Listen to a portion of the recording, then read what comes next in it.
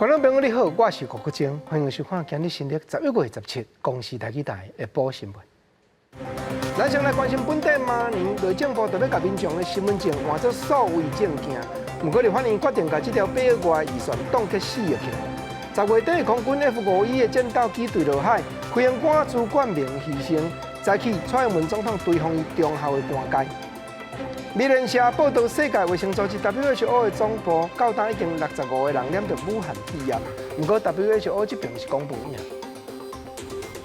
观众朋友，咱先来看中央流行疫情指挥中心说明讲，今日佫新增加一个对缅甸、一个对印尼带病入境倒转来染着武汉肺炎的国民。目前计共是606宗病例。咱就来听指挥中心曾仁祥发言人上届新的说明。今天有新增2例的境外移入的病例，那分别自缅甸跟印尼入境啊。那这2位分别是30多岁的本国籍男性跟50多岁的本国籍男性啊。那按605是今年3月到缅甸工作，那个案11月8号返国入境时，应主动告知曾于缅甸确诊。那个案同班机前后2排座位旅客共4人。另外按606，因为工作，那在今年9月前往印尼。那11月9号起陆续出现咳嗽、味觉异常、呼吸不顺、发烧、腹泻跟肌肉酸痛症状。那个案同班机前后2排座位旅客1人，未入境。今日的大代志，先来讲本地明年内政部特别甲民众的身份证换做电子卡片，就是数位的证件。不过早起立法院决定把这条8亿外预算冻结4亿起来。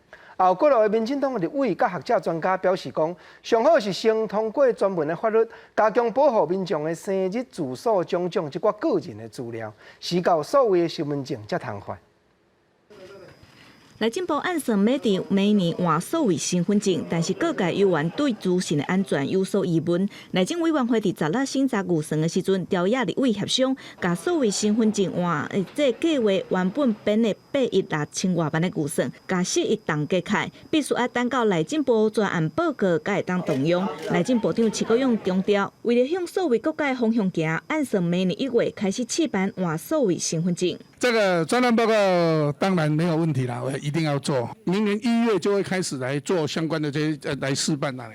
但是也是有真侪民进党立委对数位身份证有真侪疑问，烦恼会变成中国渗透台湾的当旁。立委范云阁提出行政院资通安全处的统计资料显示，最近3年总共发生1700多件针对政府机关的治安事件，攻击主要拢来自中国。呼吁换身份证的计划必须要较慢的。那我们的数位的那个首长唐凤政委也一再强调，就是说应该要先设立各资保护的专责机构哦。所以针对内政部预计明年7月要启动全面换发的作业，那我们呼吁暂缓上路啊。立委刘世芳建议，无迪卡应该要等到未来数位发展部成立，也有专门的法律保障到位了后，才来执行数位身份证。学者是指出，数位国家甲数位身份证是2件代志。非常令人不解的就是，号称这个就是保卫人权，那个反对中共数位集权主义的这样的一个蔡政府，为什么会发行具有这种监控人民的这样的一个功能的数位身份证？为了捍卫台湾人民的治安，学者甲民间团体也有真侪的立委，强烈诉求必须要先建立专章，也有独立专职的个资保护机构，让全民的个资会当受到完整的保障，卖让数位身份证变成资讯安全的挡棒。记者郭灿特别台北报道。再来讲10月底，空军一只 F51战斗机坠落东部的海岸，飞行官朱冠明也来为国牺牲。早起的公祭典礼，蔡英文总统亲身去颁发保养令，对方伊中校的官阶。总是目前军方医院继续咧敲找迄只战斗机一寡破碎的外壳，嘛掠讲12月14就会公布初步的调查报告。总统蔡英文亲自颁发精中增加保养令，向已经过身的飞官朱冠明家属表达心中的不甘。朱冠明伫10月底驾驶 F51战机发生故障，跳伞殉职。早起伫台东志航基地举行公祭，伊领车队一透早先到主管边的徛街，坐落来坐基地了后，进入告别式会场。军事官也列队送行，包括蔡总统甲国防部长严德发，拢到场对视。我要代表全体国人，表达对关武的追思，感谢他尽忠职守，守护国家安全。蔡总统也对进主管名是忠孝军阶，强调伊的因公顺直是国军的损失，更加是国家的损失。我们失去的不仅是一个孝顺的儿子、贴心的丈夫、疼小孩的父亲，也是优秀的军官。这是国军的损失，也是国家的损失。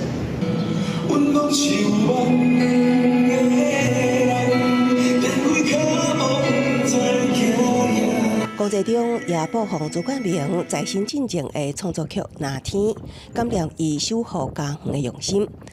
公祭典礼结束了后，进行启灵仪式，由4架 F5型机编队通过启灵队伍顶面，以队士的队形飞过会场的顶面，向伊致敬。朱冠明将安置伫新店碧潭空军别墅公墓。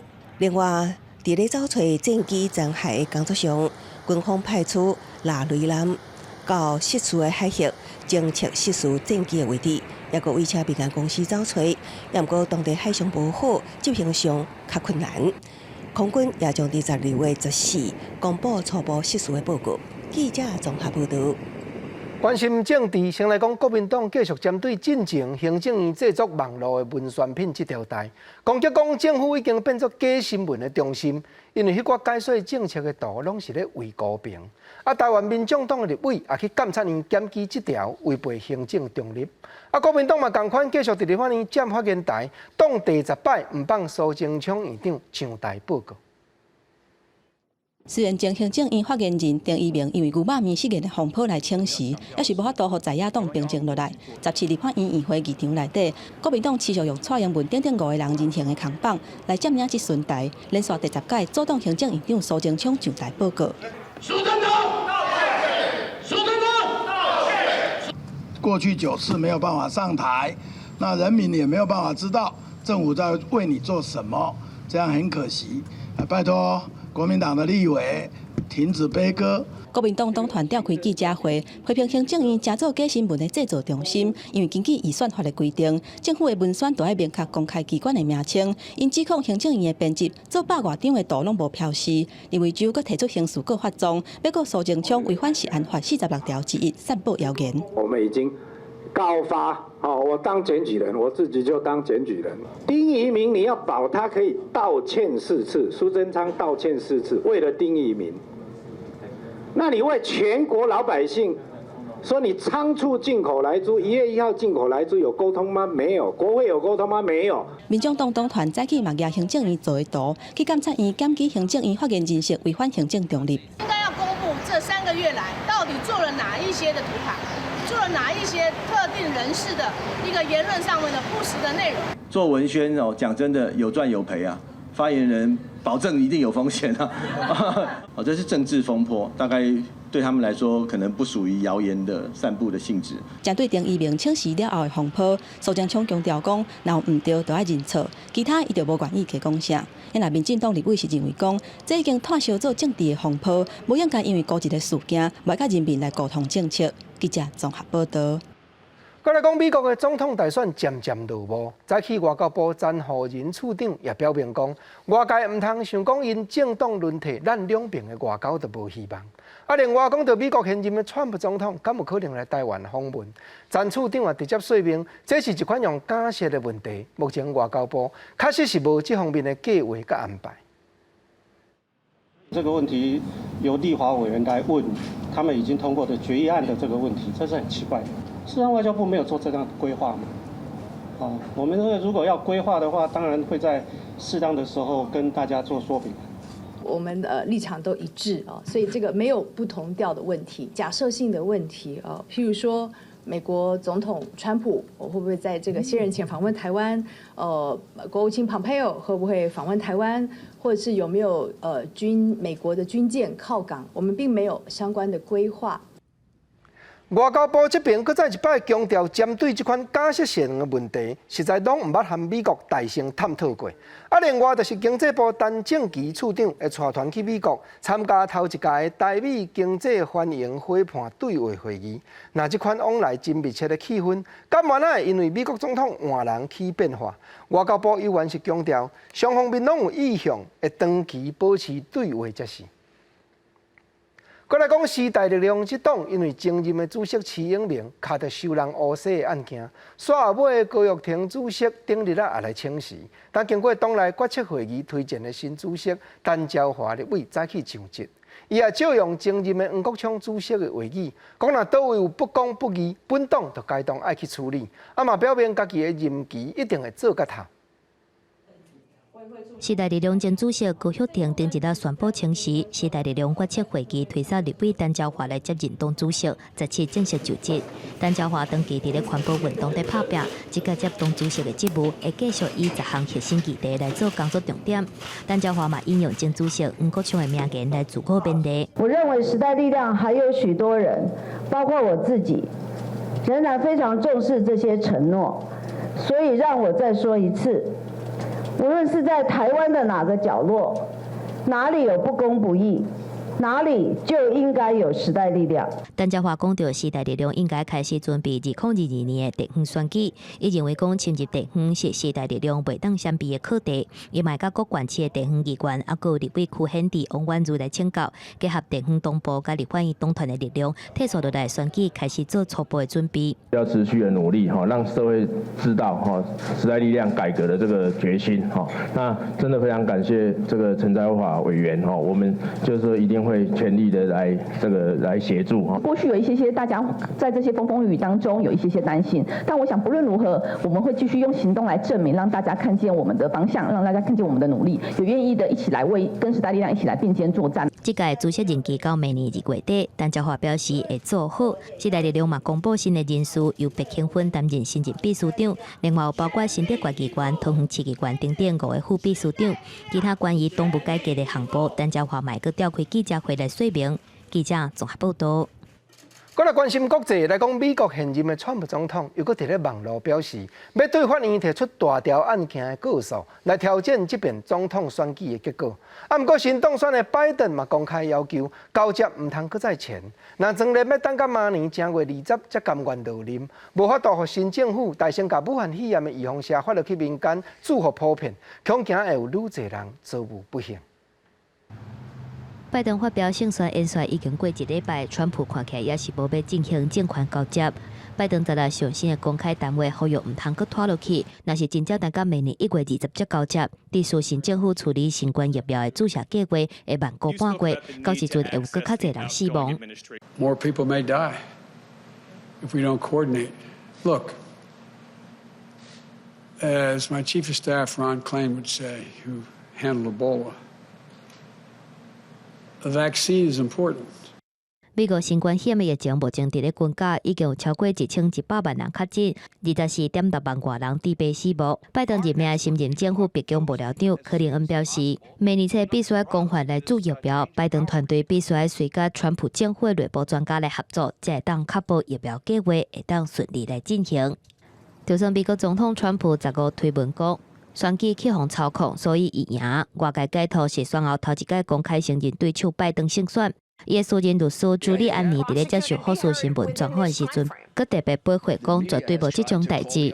No, far from it. What he's saying is more, I guess you'd call it sarcastic or a comment on the terrible times in which we live, in which the media has said he won.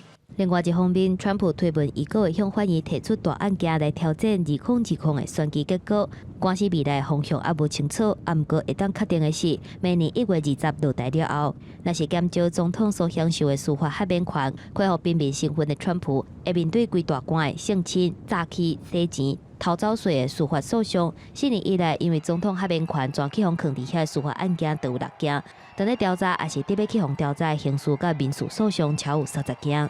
记者综合报道。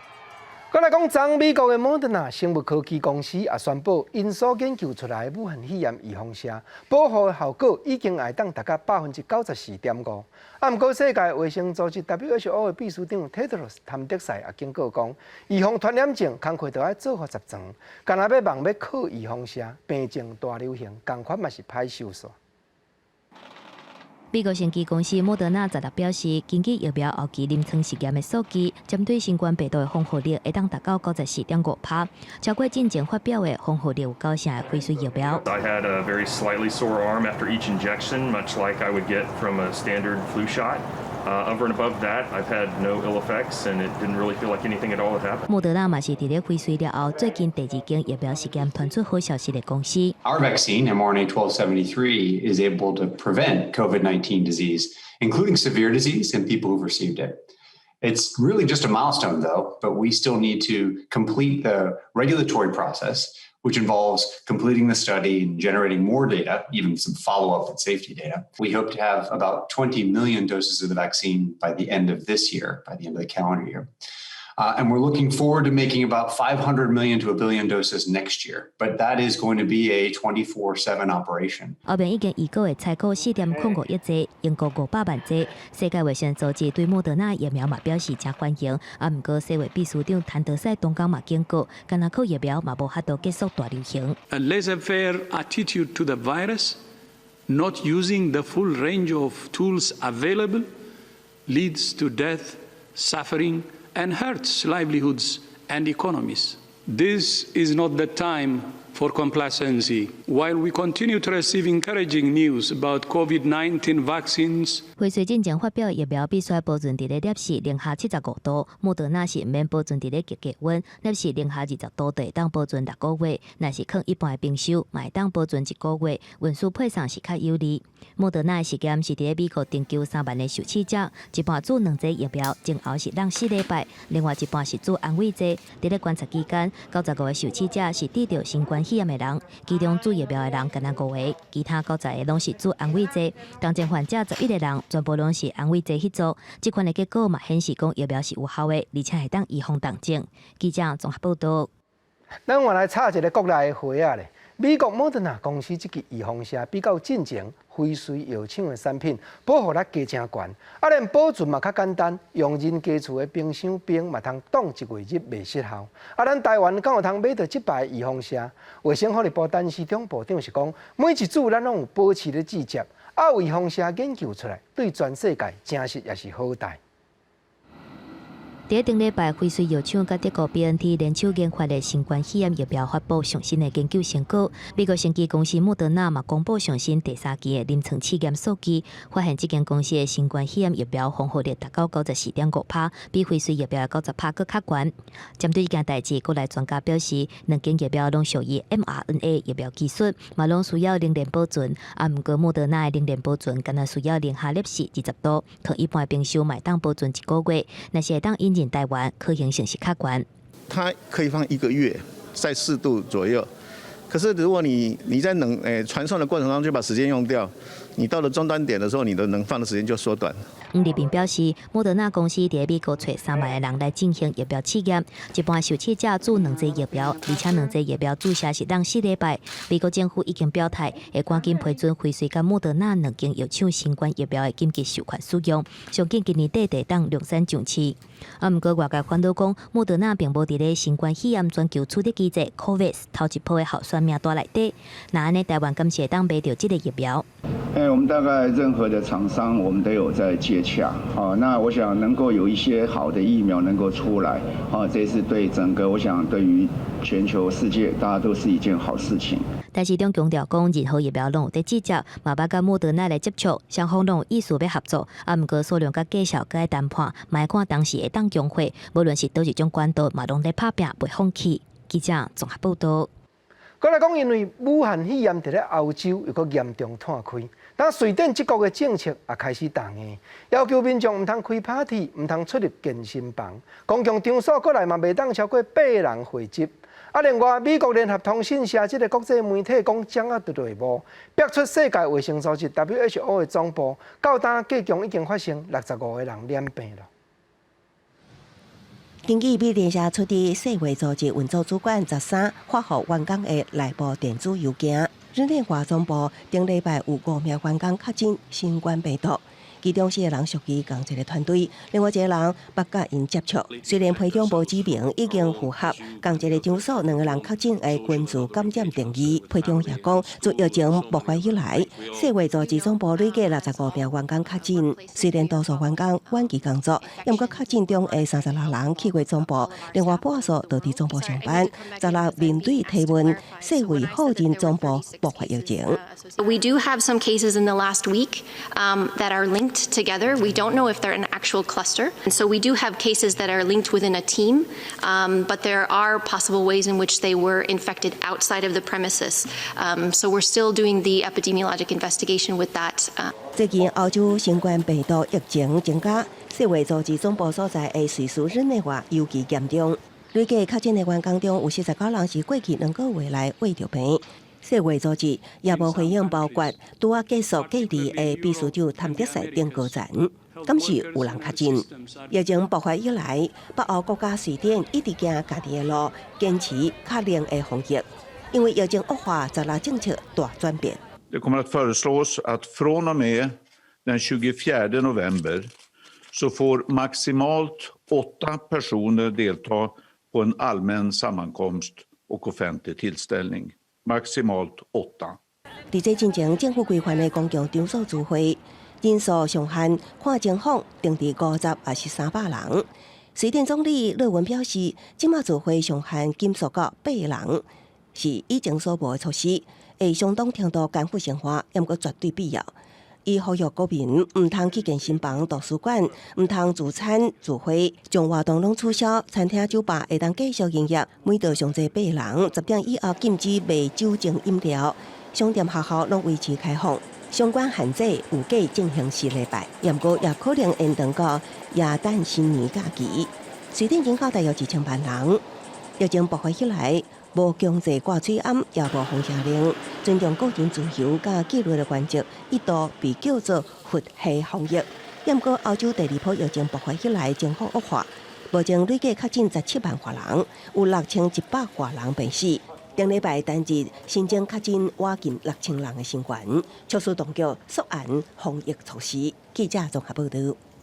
我来看非洲的伊ธิโอเปีย这国，一来武汉肺炎已经拖到10万人染病，二来热天的时，佫连续变大雨，因甲35万的百姓有路无厝，四界流浪，甚至佫有超过20万架冬的田园，拢去互草蜢啊霜断去。眼前遮又佫发生雷震。上万的民众无家可归，脱走去隔壁国占僻，无通食，无通住，指望保性命。地水西城区则个坐船渡河，为着要闪避战争，真侪伊索比亚人走去苏丹伫边界起简单的难民营。The situation is very bad, to put it mildly. There are about 15,000 people here right now who basically arrived over the last 5 days. 过无几天，突然的人数已经增加到2万人，可能会发生新的人道危机。不过北部泰国瑞省的战火唔那无停，叛军佮指控隔壁国厄立垂亚协助中央政府来攻击泰国瑞省，再是发射导弹袭击，嘛互这场因为选举争议所引起的冲突是愈来愈歹收煞。其实伊索比亚今年一直发生灾情，除了已经有10万人确诊的新冠病毒疫情，热天大水雨所引起的水灾，嘛互真侪人一暝之间厝拢无。当然，动物嘛是同款。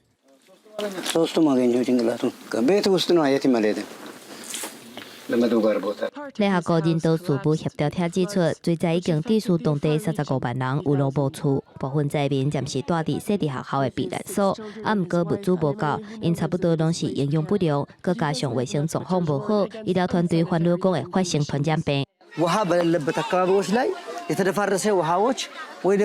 የቆሸሸ ውሃዎች ይጠቀማሉ። ስኪን ኢንፌክሽን እና የቆዳ በሽታ ይመጣል። ኮሌራም ሊከሰት ይችላል። ታይፎይድ ኤንድ ታይፈስ ካዲያማቴ ደግሞ ይሄ ውሃ ወለድ በሽታዎች不过学校就特别开学，到时阵灾民就爱离开，嘛是共款无厝他等，状况真严重，地方官员说拢无办法。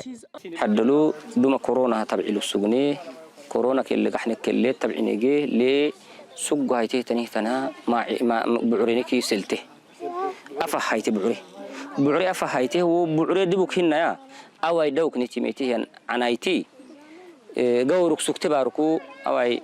官员则无奈，因为除了水灾，当地今年嘛面对25年以来上严重的草蜢的虫害，超过20万公顷的田被草蜢生长，伊嘛唔知影要安怎才好。 疫情、水灾、虫害、累积，灾难是一个接一个，互伊所比亚会使讲是无比严峻过，各种灾难互当地无粮食他食，可能有要600万人粮食无够，呼吁各界斗3工，赶紧提供援助。记者综合报道。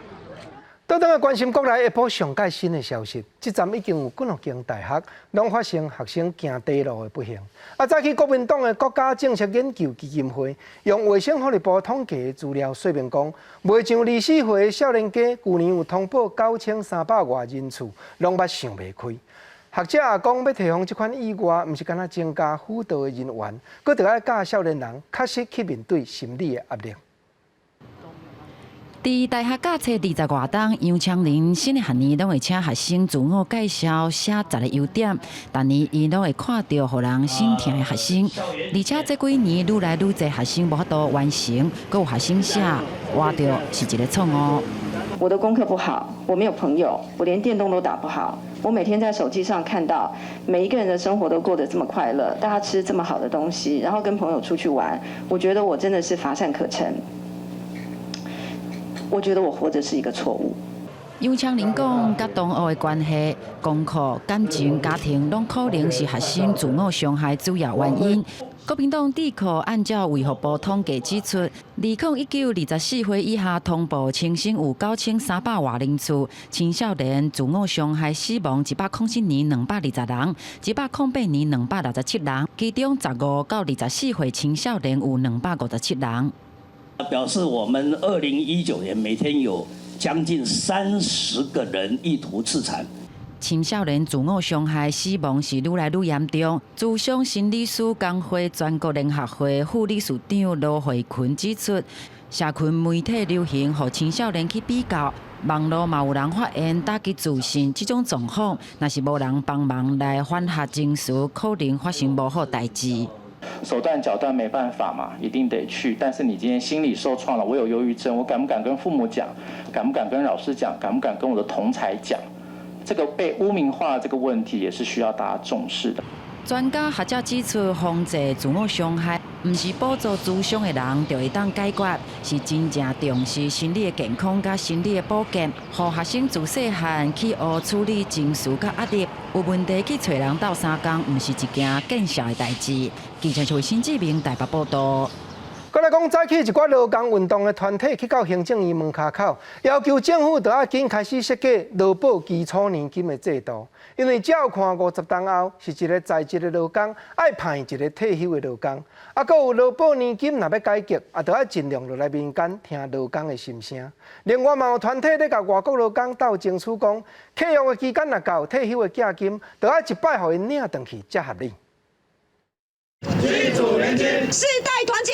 挂行政院长苏贞昌等等政治人物的面具，发口号表达诉求。2020公道团体14去行政院的门口，呼吁行政院要赶紧规划设置基础年金，召开年金改革的座谈会，嘛要求在劳保年金改革的当中，规划外籍移工入境一个清醒的方案。50年后的台湾，将近是一个在职劳工要去养一个退休劳工，所以在这样的情况底下，建立基础年金就非常的必要。同样是缴了劳保的费用，他们总是在届龄退休之前就必须要返回母国，他也没有办法回到台湾来请领这个退休金。公道团体指出，劳保的债务问题是愈来愈严重。虽然政府目前一年拨补200亿，不过劳保年金也是面临着2026年可能会破产的问题。要求行政院在送出年金改革草案进前，爱开座谈会听劳工的意见，而且甲陈情书交予劳动部的代表。我们会倾听各界的意见，也会请劳动部来。什么时候会开座谈会？这个我没有办法给你一个。一间公司让你经营70年嘞，倒啊！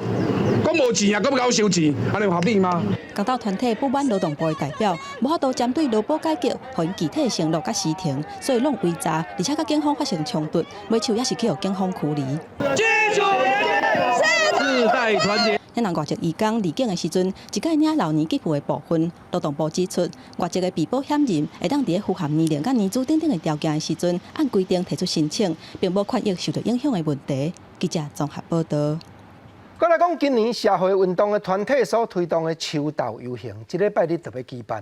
当有各项的环保团体大声指责讲，自从环保署张子敬署长上任了后，本地要降低 PM2.5幼粒仔的空气污染目标也无法度达成，甚至搁咧鼓励地方新起焚化炉，环境影响评估法修改也来动点，种种的过失，总共署长该当都要落台。也在标记，包括中华环保联盟、台湾健康空气行动联盟等环团的代表，要求环保署长张子敬应该落台。嘛指出，伊上任以来，重大争议案件快速审查通过，环评快受法庭落来，鼓励兴建焚化炉，更加禁止环团离环评会议顶头直播，互民主倒退路。号召所有受环境污染所苦的全台人民一起共同加入这个秋斗环保大队。环保署长不下台，台湾环境不会好。长期关心空污议题，大建评不满 PM2.5全国平均浓度本来应该伫今年达到达立方公尺15微克，但环保署说讲延后3年达成，更加不满2035年禁卖燃油车政策大转弯，即马搁咧大力的补助，认为李署长张子敬的领导之下，环保署变成环害署。伊是假环保之名行环害之实，所以伊比丁发言人更应该下台。所以，阮只咧请苏揆你莫个包庇吼。面对环团严格指控，嘛要求伊落台。环保署长张子敬下早人离立法院联络袂到，佮也无法度取得回应。记者林什么曾志成台北报道。关心劳工也关心教育，早起台湾高等教育产业工会这个团体出面指责讲，行政院当伫咧审查的迄部私立大专校院转型甲退场条例草案，内容规定去予政府专案辅导的私立大学，3档内若无法度收煞者，校产就要充公。但这款法律的空棒是会换笔甲当要结束迄寡学校内底的教授甲学生权利拢总会受伤害。招教化的冲击指数就先减少，检视过去5年，国内已经有5间私立大专退场停办。教育部为了解决即摆问题，所提出来私校退场条例草案，目前等咧行政院审议，可能会伫立法院即个会期来通过。毋过，国教工会即期草案的内容是跳过替私校的高层来保留利益空间，干来加速私生退场当事发财的状况。他根本就是在教这些私立学校，如果你被专案辅导，3年内你一定要赶快把师生赶走，你一定要赶快执行恶性退场。今天的教育部官员，我们是不是可以合理推论，他也有可能是未来这些私校的主管，因此呢，这样子盘根错节的利益勾结哈，使得私校退场条例呢就会隐藏一些漏洞。国教工会即期讲，私校的高层因为急要规避校产献予政府，所以加速伫咧受辅导的3年以来，甲师生处理掉，并未等到所有学生拢毕业了后才停办。另外，教育部过去真侪官员退休了后，拢转任私校的高层职务，地处教育部甲私校是利益共生。将亚太创意学院助理教授的指控，即马学校的高层根本就是甲学校的财产当作是私人的财产。董事会自己违法欠款，最后却拿全民纳税补助的设备来买单，这种违反私校法、驱逐师生、拍卖国家补助校产来解决自身债务的亚太董事会跟代理校长，这种行径没有违法吗？国教工会认为，讲即卖法案干奈互更较侪问题变严重，若是行政院成功来推扫，未来几10间私立大专可能会发生过去恶意退场的状况，到时阵一定会造成新一波的国教灾难。记者综合报道。再来关心几站6都的消息。昨台中捷运电车开始试运转，头一日就载超过7万人次。因为有发生门闸关起来时，小可去夹到旅客的情形。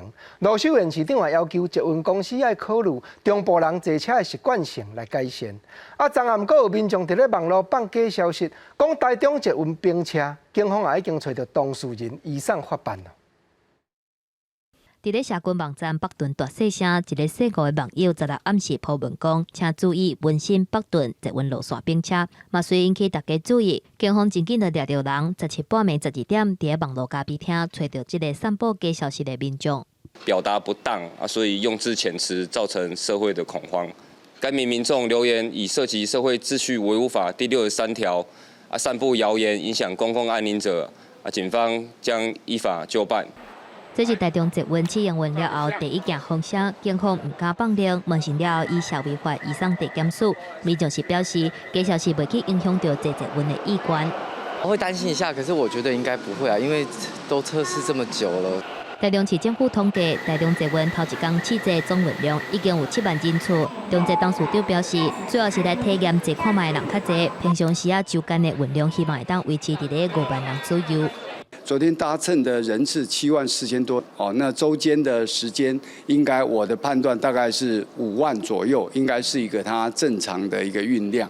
进出比较频繁的车站，我们会用手控增加5秒到10秒的这个开关的时间。若是针对头一天出现车门夹到人的状况，台中市长罗秀慧嘛要求中捷公司要进行改善。车门有的这个关的过程当中，那有会稍微夹到人，我们可能要根据中部人他的坐车习惯要再来进行微调。民众表示，已经等11年的捷运才打开始试营运，一定会有一寡问题要解决。针对当月的声音甲噪音的部分，中捷公司是会通报捷运的施工单位来解决相关问题。记者综合报道。再来讲传染症咧传，留踮厝内检出门的人是袂少。结果卫生福利部统计，家庭暴力发生对老大人幼囡仔，也是厝内亲人起骹动手的案件，比较去年竟然加有36.5%。你像高雄市社会局当就说明讲，会结合民政、社政和警政的机关，针对有这款问题的家庭，赶紧去探访。几啊摆家暴案件看伫新闻上，疫情时代，除了经济受到冲击，民众甲家人的冲突也得以增加。高雄市社会局统计，今年就半年家暴案件就有9000多件，甲去年同期比上涨7.34%。或你跟家庭的关系冲突，或甚至已经有到口语暴力或者肢体暴力，这些就有点媒合。然后透过社工来之后，我们会完整的整体性的评估，然后我们会连结相关资源。面对家庭可能阁发生的恶劣气氛，高雄市社会局提供以家庭为单位的整合服务，结合民政、社政甲警政等资源，互需要帮助的家庭会当得到社会奉仕。若是高雄经济卫福部统计，全国家暴案件比起去年拢有相关的趋势。儿童虐待以南投县的69.1%、宜兰县13.4%、甲新竹市的42.5%成上悬。虐待老人增加是以金门县、新竹县甲新北市是前3名。比起去年来讲，全国家暴案件总体升悬36.5%。当冲突要产生的时候，先暂停3秒，然后先回到自己的身上，观察一下我自己的身体是不是紧绷。社交的一些生活已经开始做改变，但是没有机会去对外求援。台湾照顾管理协会也提醒，儿童老人受家案件可能也阁有稳重的乌素存在，相关案件数字也可能阁升悬。呼吁民众便利疫情来袭的非常时期，做好敦亲睦邻，并互相加一点关心，才有机会拯救可能受到虐待的被害者。记者综合报道。原来讲婚姻关卖了，陆轻去设厂了后，真侪对外围搬去遐食头路的民众，上下班生活固定，啊，毋过拢无通拄抢着粪扫车来的时间。当卖了，公所也已经有设固定时间地点的回收站，毋过嘛是有袂少人无对时间，共款赶粪扫去咧倒。公所也已经决定要录影，若搁再查到，就要罚金。14号下午5点外，开着白色车辆的民众，为车顶揢着2包粪扫。就直接将粪扫撇在回收站边仔路边，其实嘛有真侪民众拢同款，无去规定时间来撇粪扫，袂少粪扫袋啊被流浪狗夹破，造成环境真垃圾。今日吼，方便是较好啦，互迄上班的迄种较方便啦，无伊有当5、6点下班，应该是可能较随便等管事啦，所以这若开发是应该还好啦。未晓清洁队表示，未晓因为落去设厂后，真侪外人口来遮就业，为了方便民众撇粪扫，公所在镇南宫、南京大门口前的154线道设立定点定时的粪扫回收站，但只会当伫礼拜一到礼拜六上午6点半到9点，11点到下晡1点半来收粪扫。但看有民众拢讲袂听乱听。宣导之后，我们会针对拍到的照片，或者是请民众提供照片，我们将会函文给云林县环境保护局。好，依据《废弃物清理法》第27条，我们可以处罚1200元到6000元的罚款。为了进前捌连续2年被评为全国上垃圾的乡镇市，为了公所现在对表示，民众以规定时间内将粪扫提到定点，拢会当看到粪扫车也会清洁人员帮忙回收。但经宣导一段时间，共看有民众欠缺公德心，无时间直接停在路边，现在将录影来开发。记者为您报道。原来讲，桃园市政府近来针对环境的污染，大力咧推动采用新科技来执法的政策。环境污染监控中心一日24点钟运用大数据，便若警戒到有倒位发生歹味也是油烟的空气污染，就会随派出专车4点钟内就通去到现场稽查，大大提高执法的效果。建立密度真悬的智慧监控，桃园市环保局2015年设立环境污染监控中心，24点钟大数据的科学稽查，嘛改用互动式报案的方式，而且结合Google地图，便若有发现污染的情形，就会随派附近的车辆4点钟内去到现场，大大提升稽查的效率。机动的环保稽查车那每天都有10几辆在外面跑，所以我们又改采了这个依化派遣的2.0的方式，让环保的天罗地网可以机动化。根据环保局的统计，每一年平均侦证的案件是11723件，有一半以上是空气污染的案件，包括臭味、甲餐饮业、油烟等等侦证的案件。今年嘛特别买侦测臭味的机器，也有其他科技监测的设备，让环保科技执法更加智慧化，嘛更加及时甲精准。异味剂主要是它可以直接在现场就有一些毒值，可以出现毒质的强弱来判定说这个污染的来源可能是怎么样，然后是可以透过这个来追踪可能可以找到的污染源。市长郑文灿表示，环保科技执法是真重要。桃园伫咧各大工业区，嘛有设立1000个会当侦测空气的盒仔，要追踪污染源，利用大数据的分析，确定污染的来源。目前已经有几啊个不良的厂商，从下令停工或者是移送发办。未来伫较侪污染的地区，会加强稽查的密度，嘛会保定期做检查。记者综合报道。原来讲，台南市的三上区公所和三上国校合作，教小学生学种番薯甲土豆。大人看囡仔欢喜来种植，学习番薯的救人这款历史的过去。公所这边也表示，等待8日若收成，也会举办控土窑，大家做阵来欢喜。人咧讲，无落种就无收成。看大人囡仔煮心状番薯丁插入去土里，期待丰收的迄一日。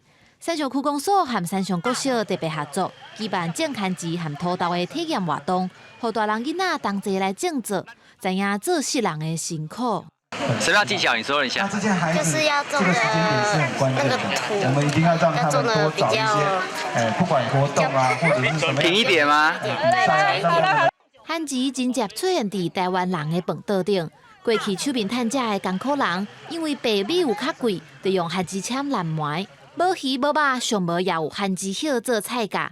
那社会咧改变，番薯颠倒成做现代人的营养食品。区公所办这个活动，也是想要推广食农教育，让参加的囡仔大细更加了解家己所食的物件。透过今天的活动呢，种植地瓜之后呢，在这个成长过程当中，他们都可以参与。从成长的照顾，然后到收成我们都希望学生一直都来做参与。公所也表示，未来若收成，通办控土窑，让大家欢喜食亲手种的作物。有一句台湾话讲：番薯唔惊落土烂，只求基叶代代传。大人囡仔咧种番薯的过程，就亲像这句话所讲的，唔惊环境艰难来拍拼，就通做好每一件代志，对家己的人生展现负责的态度。记者综合报道。同款台南原来讲后壁的顶上社区内底有一簇长底树公园，实在本地这是一间已经无人咧住的旧厝体。不过经过成功大学张行教授带学生出手设法改造，但是已经变甲家真舒适，厝边头尾嘛拢真爱来遮佚佗行搭。也无伴手停的。看到一个老大人伫遮欢喜咧唱歌，这是台南市后壁区的当地手工园。原本是一个废弃的老厝，无人会伫遮。不过经过成大张教授带领的团队改造了后，即马正做一个真舒适的所在。我们的第一目的是提升这边的生活品质，就是把环境整理好，然后让阿公阿嬷让在这边的人能够过得比较舒服、比较快乐。中华精神人艺术推广协会理事长嘛带团队同齐来布置，让这个公园添一寡艺术的气氛，而且嘛学了这的老大人是真好斗阵。尽我所能啦，然后呢把这个社区打造得漂亮一点。哎呀，这边的老人家哇，每一个都非常的亲切。希望说一些外地的好朋友们也可以一起来参与，这个是24小时，全时开放的。然后也欢迎大家来这边之后，可以自己泡泡茶、喝咖啡啦。社区的理事长表示讲，这个当地手工园已经变做在地乡亲真介意的一个地点，希望有机会伫遮举办音乐会，也是艺术展览。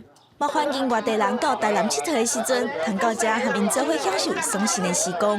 记者综合报道。同款台南遮有一间大病院，和共系统、共调龄的博物馆互相合作，针对视觉失调症，就是精神方面了需要调整这款患者，采用画图、凹纸种3款主题的艺术治疗，效果会当加强病人的信心，减少挫折的心理，慢慢来增加，互因重新倒转去社会自信。手刻画笔，详细画下每一笔，除了会当训练手的功能，嘛会使让内心更较安静。伫个智能治疗师的协助之下，视觉失调症的朋友对看图画变做家己画图，练习情感的表达，画画记忆顶课程，透过艺术创作，这些朋友发现家己嘛会使创作艺术，笑容嘛变多。在没做艺术治疗的时候呢，我心情比较浮动。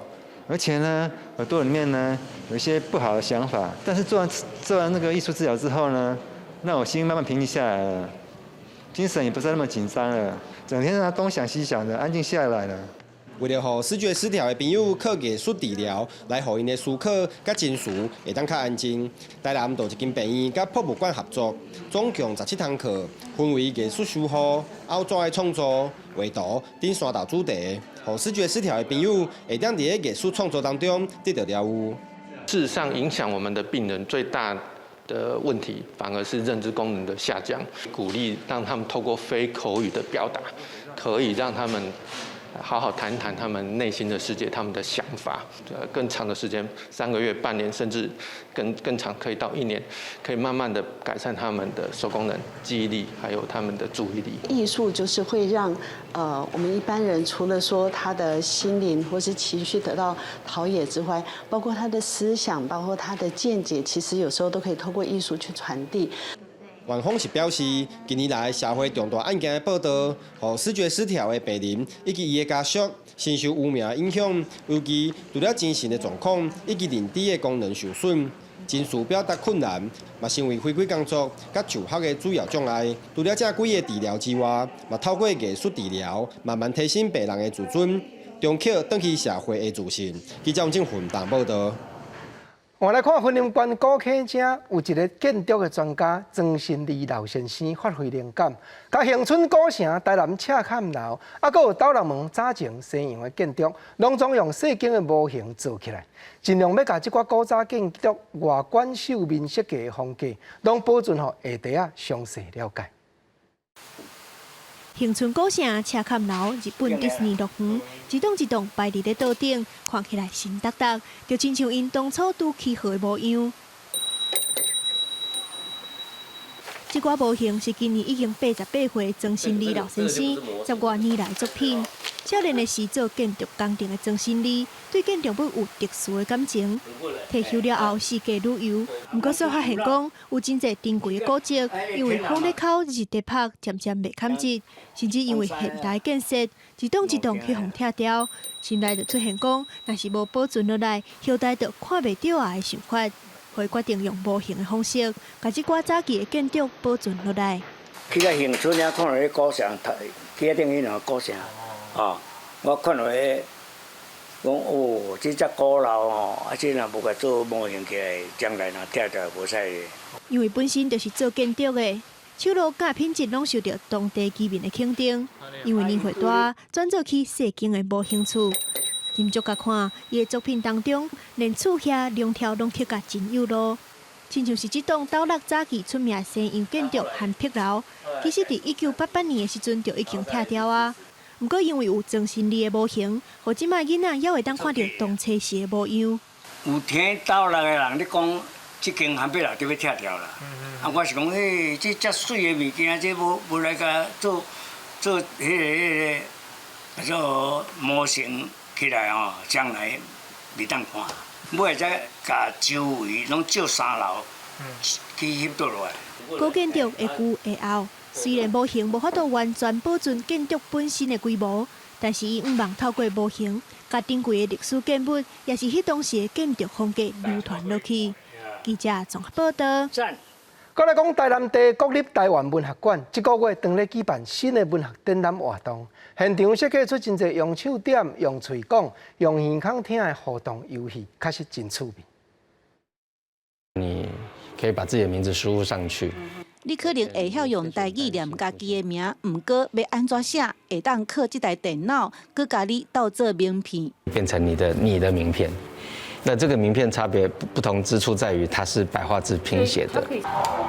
来到这个展览，亲像来到游乐场，互民众轻松耍文学，甚至会当求一支签诗。我有得到一个大吉，那这个是翁闹的小说的句子，我们这里面有27个作家的句子。这是台湾文学馆新推出的文学展览，除了小解台湾文学的发展历史，展出侪作家的作品，文物嘛有趣味的体验，互民众轻轻松松就会当写诗做诗人。透过触碰或者是聆听的方式，用更轻松的形态去接近文学，然后去认识文学。因为我们还是希望让大家能够从比较轻松的入门的方式去理解台湾文学的各种丰富的内容。哪算哪豆豆理解，尤其是台湾本土文学一路行过来是这么困难。像白话字书写的这样子的标音系统，或者是很多不同的作家利用台语也好，用自己的母语也好所创作的文学，我们都设法让它能够被看见，也希望它能够跟我们所熟知的传统，比如说文学经典的那些作家一样的去看待它。现场分6个主题，对原住民的口传文学，到即马自由书写的年代，嘛看到台湾文学多元的内容。记者陈家君赖为做台南报道。再来讲，公视台语台甲嘉义的阮剧团做伙举办的台语口说表演训练的课程，但已经开学。也望讲对这边的课程开始，会当渐渐改变过去影艺界中北轻南的情形。今仔日会来，其实就是希望讲有这个机会会当练台语。课程拄啊开始上，大家人拢上台用台语自我消解。有的人是真会讲，嘛有人讲了袂煞拍。因拢希望上课了后，会用互台语听讲读写的能力更较进步。因为即马学习的阶段，拢无法度讲到台语，所以感觉安尼真可惜，会常常甲台语放袂记，所以想要利用即个时间来学习台语。公视台语台甲家己推设台语戏剧的表演艺术团体阮剧团，搁一摆来合作，举办台语口说表演工作坊。希望会用方便中南部对台语表演，或者是想要学习台语的人。阮感觉讲，因为咱台湾的影艺啦吼，新闻传播大部分的资源拢伫台北，所以拢疏忽着中南部民众的这个需求。所以阮希望讲，咱公司台语台吼，未来会让渐渐甲部分的资源往南部来互大家来分享。因为我感觉会在。把台语变成我的表演一部分啊，我就会多一点戏剧机会啊。若是我搁较认真，我报名迄台语角色的较有载大啊，安尼。即摆课程，毋但会用台语来读剧，还有布袋戏口说的练习。最后，还会甲阮剧团的团员排戏共同演出，展现合适的成果。另外后壁佫会安排着即个声音表情的部分，吼，因为伫咧戏剧内底，你袂当讲像安尼打呢，无味无素安尼，啊，增加迄个声音表情力的时阵，当然就会当互迄个表演更较精彩、更较丰富。咱定定咧讲，加一个语言，就加一个灵魂。然后，所以其实你啊，加学一个语言，你会丰富你的表演性啦。因为你就知影讲，哦，原来讲这个语言，你会使讲咱去表达无同款的情绪。上课的老师表示，来上课的校员大部分拢加强会讲台语。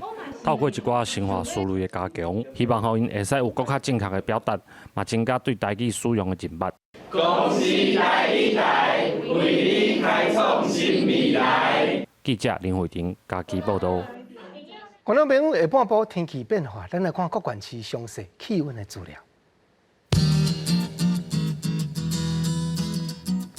基隆、台北、新北、桃竹苗24度到29度。台中、彰化、云林、南投、嘉义25度到30度；台南、高雄、屏东26度到30度；宜兰、花莲、台东24度到28度；金马、澎湖21度到27度。感谢你收看下晡新闻，我是郭国正，明仔下晡3点咱再会，多谢。